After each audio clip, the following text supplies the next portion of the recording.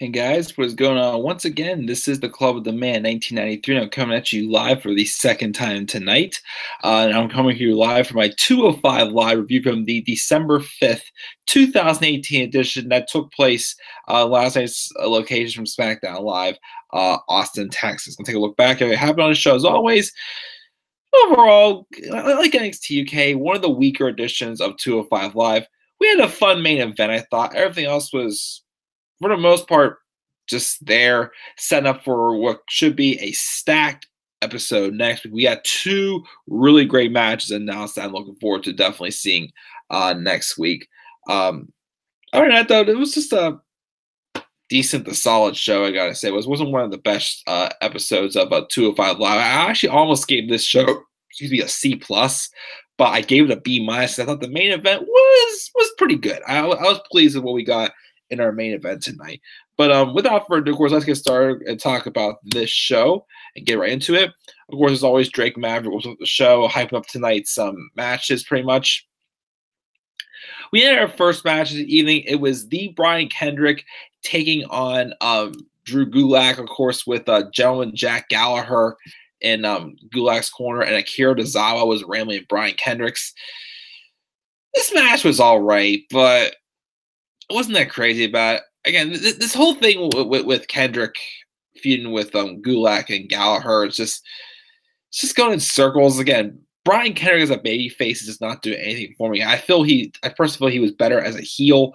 Again, I still felt it should have been Jack Gallagher that they turned on instead. I don't know. It's just not working for me. It's just very underwhelming and whatnot.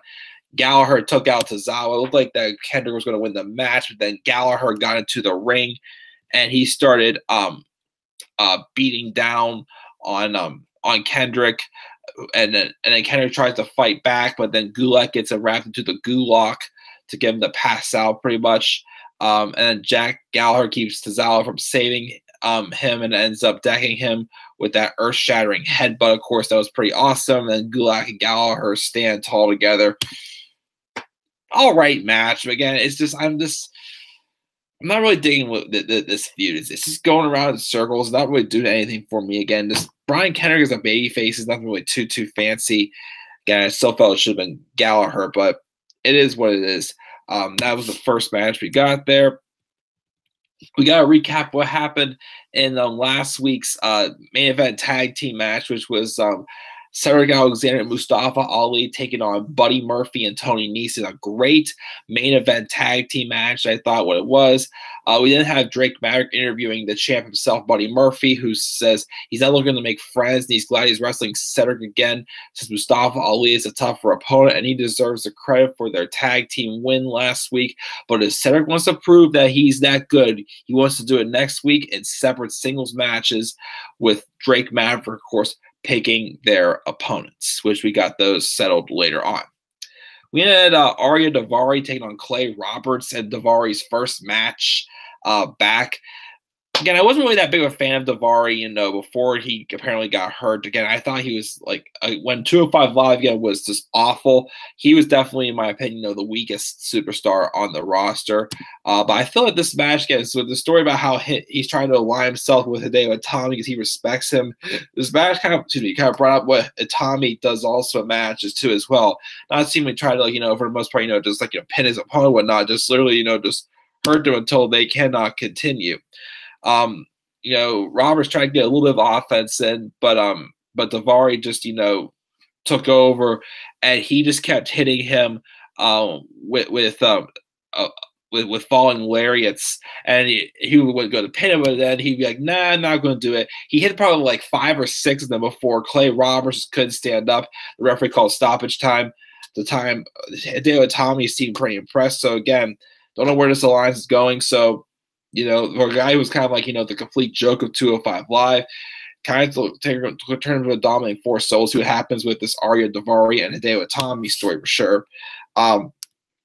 Mustafa Ali gets on gets a promo talking about how we all fall, but getting back up is the hardest part, and now he's going to get back up, and whoever's champion when he gets his next shot better be ready to fight for their life because he will. Cedric Alexander replies to Buddy Murphy's comments from earlier, saying the idea that Ali is better than him strikes a nerve with him and he can't let him step into his spotlight. He chuckles and says he doesn't really mean that and he doesn't want to play third-grade mind games, but he accepts the challenge for next week, and whoever steps in his way, he's taking out.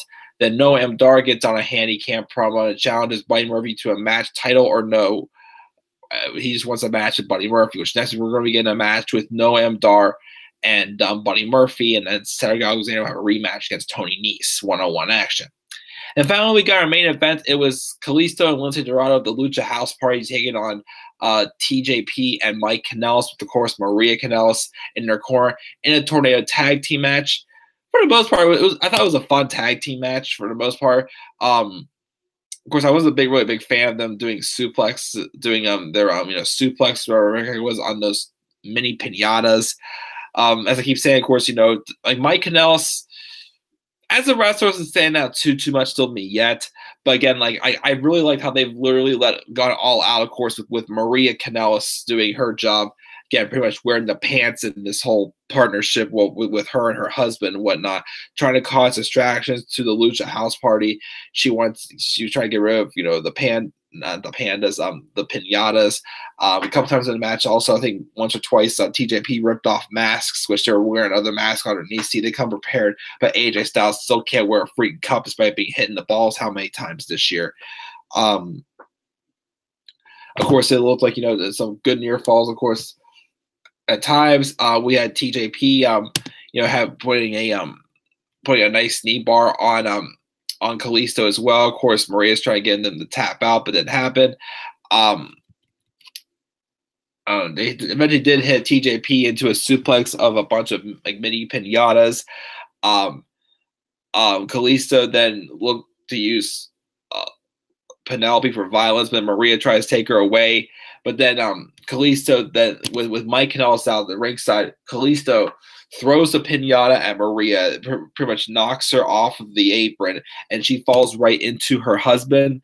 And then Kalisto hits a Selena Del Sol on TJP, with Dorado hitting his shooting star press moonsault on the TJP. So they pick up the victory. So not a bad, fun main event, but wasn't really like too fancy, but I'd say it was probably the best match of the night for sure. We got the hype up for next week with Murphy and Dar and Alexander and Nese. Tony Nese gets a handicap promo going off the air, talking about how he beat Cedric the last time they wrestled one-on-one, and he put him in a downward spiral. He had Alexander's numbers, so he's going to do the same thing in the rematch with Murphy. Isn't going to happen because Cedric will not recover after their match next week.